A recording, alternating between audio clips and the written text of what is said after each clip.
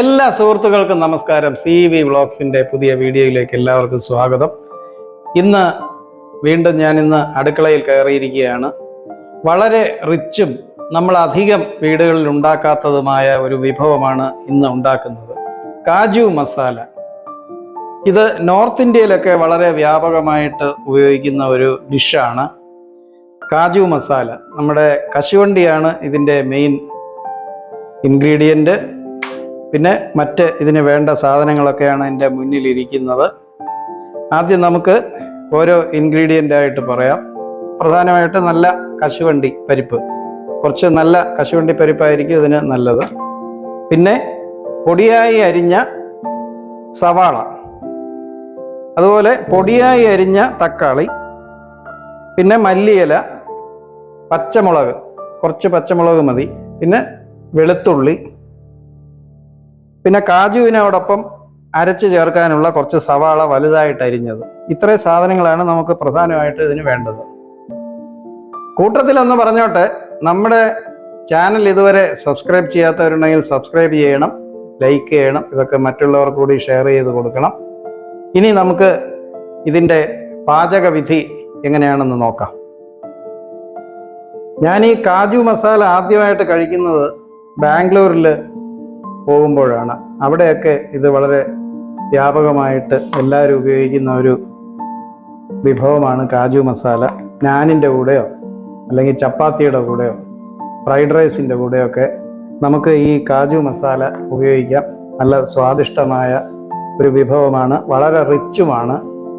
അങ്ങനെ നമ്മളിന്ന് ഈ അപൂർവമായിട്ട് നമ്മൾ സാധാരണ വീട്ടിലുണ്ടാക്കുന്ന ഈ കാജു മസാല ഉണ്ടാക്കുകയാണ്. അതിനാദ്യം വേണ്ടത് ഞാൻ നേരത്തെ പറഞ്ഞതുപോലെ ഈ കാജു ഇതിൽ കുറച്ച് നമുക്ക് ഒന്ന് അരച്ചെടുക്കണം.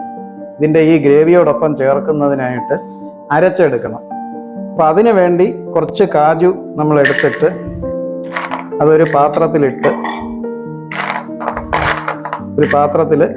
കുറച്ചിട്ടതിന് ശേഷം ഈ സവാള കുറച്ച് വലുതായിട്ട് അരിഞ്ഞത് അതിൻ്റെ കൂടെ ഇടുകയാണ്. അത് ഈ ഗ്രേവി ഒന്ന് അരഞ്ഞു കിട്ടുന്നതിന്, നല്ല പേസ്റ്റായിട്ട് അരഞ്ഞു കിട്ടുന്നതിനും കൂടെ ഈ സവാള ചേർക്കുന്നത് നല്ലതായിരിക്കും. അതിനു വേണ്ടിയാണ് ഇത് ചേർക്കുന്നത്. അതിനുശേഷം കുറച്ച് വെള്ളം ഒഴിച്ച് ഇതൊന്ന് തിളപ്പിക്കണം. ആ കശുവണ്ടി ഒന്ന് കുതിർന്ന് കിട്ടുന്നതിന് വേണ്ടി ഒന്ന് തിളപ്പിച്ചെടുക്കണം. അതാണ് ആദ്യം ചെയ്യുന്നത്. പിന്നീട് ഇത് തന്നെ കുറച്ച് കശുവണ്ടി നമുക്ക് നെയ്യിലോ അല്ലെങ്കിൽ എണ്ണയിലോ ഒന്ന് വറുത്തെടുക്കണം. ബട്ടറിലായാലും മതി, എണ്ണയിലായാലും മതി, ഒന്ന് വറുത്തെടുക്കണം. നമ്മൾ ഈ കശുവണ്ടി വറുത്തെടുക്കുന്നതിന് വേണ്ടിയിട്ട് സൺഫ്ലവർ ഓയിലാണ് നമ്മൾ കൂടുതലായിട്ട് ചേർക്കുന്നത്. പിന്നെ നമ്മൾ ടേസ്റ്റിന് വേണ്ടിയിട്ട് വേണമെങ്കിൽ കുറച്ച് നെയ്യും കൂടി ഇതിനോടൊപ്പം ചേർക്കാം.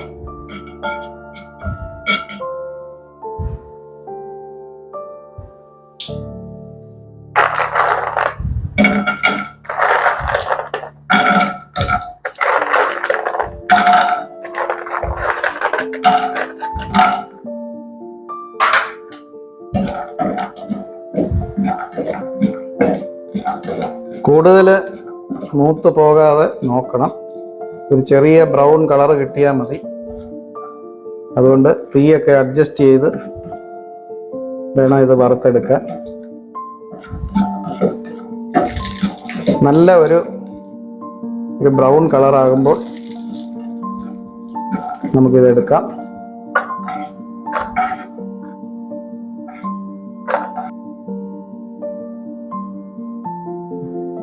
അടുത്ത പരിപാടി നമ്മുടെ ഈ മസാലകളെല്ലാം കൂടി, ബേ ലീഫ്, പെരിഞ്ചീരകം, കറുവപ്പട്ട, ഇതെല്ലാം കൂടി നമ്മൾ ഇതിലിട്ട് വഴറ്റുകയാണ്.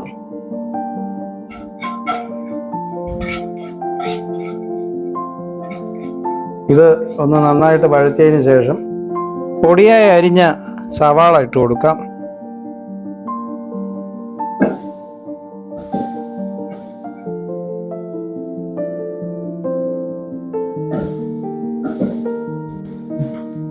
ഉള്ളി ഒന്ന് പകുതി വഴറ്റിയതിന് ശേഷം ഈ തക്കാളി പൊടിയായി അരിഞ്ഞത്, അതും ഇതുപോലെ ഇതിനോട് ചേർത്ത് നന്നായിട്ട് വഴറ്റണം. നല്ലൊരു ഗ്രേവി പ്രിപ്പയർ ചെയ്യുന്നതിന് വേണ്ടിയാണ് നമ്മൾ ഇതെല്ലാം ചേർക്കുന്നത്.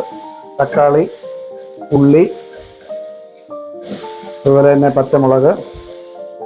അതിനോടൊപ്പം തന്നെ ഈ പച്ചമുളകും ഈ വെളുത്തുള്ളി അരിഞ്ഞതും കൂടി ചേർക്കാം.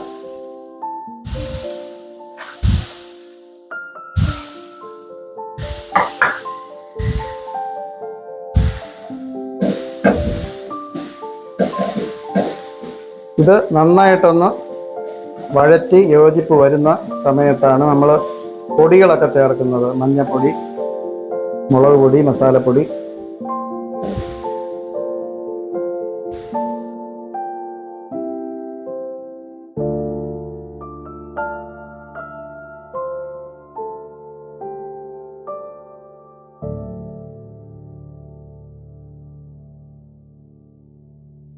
പൊടികളൊക്കെ ചേർക്കുന്നതിനോടൊപ്പം തന്നെ ആവശ്യത്തിന് ഉപ്പും ചേർക്കാം.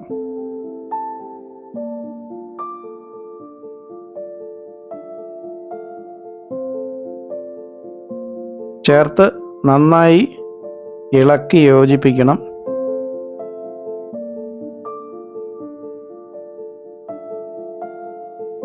ആവശ്യമാണെങ്കിൽ കുറച്ച് വെള്ളം നമുക്ക് ആ സമയത്ത് ഒഴിച്ചു കൊടുക്കാം.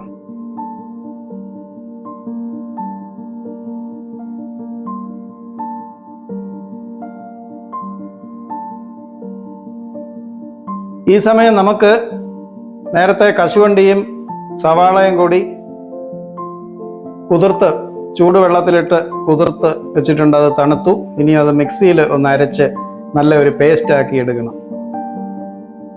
അപ്പോൾ അത് നമുക്ക് ഇതിനോടൊപ്പം തന്നെ ചേർക്കാം.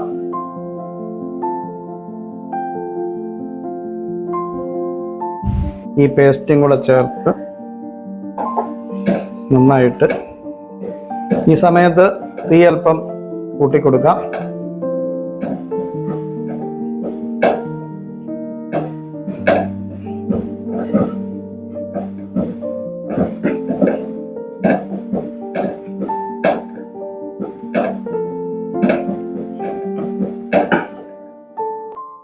കുറച്ച് ഗരം മസാല കൂടെ ഈ സമയത്ത് ചേർക്കാം.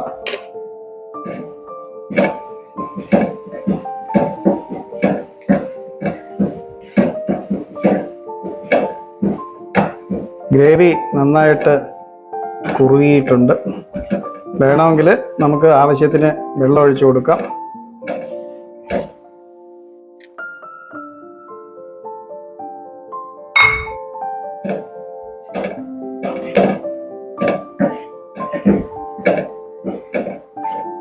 ഈ വറുത്ത് വെച്ച നമ്മുടെ കശുവണ്ടി ഇതിനകത്ത് ചേർക്കാം.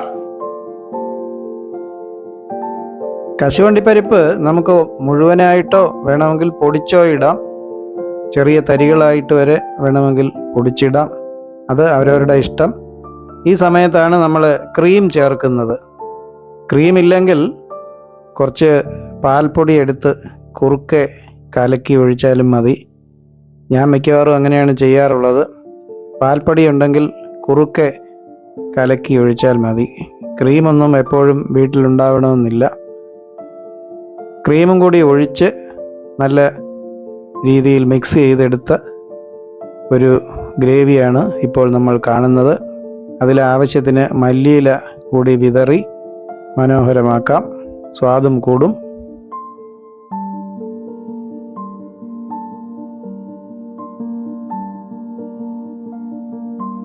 അപ്പോൾ സുഹൃത്തുക്കളെ, നമ്മുടെ സ്വാദിഷ്ടമായ കാജു മസാല റെഡിയായിരിക്കുകയാണ്.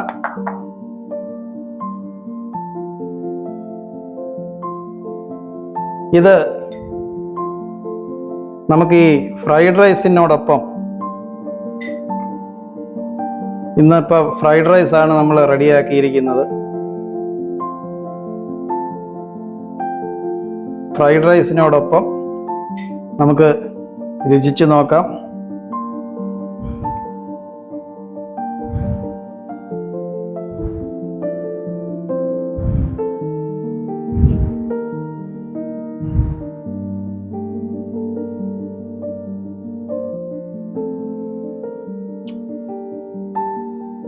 നല്ല അടിപൊളി ടേസ്റ്റാണ്.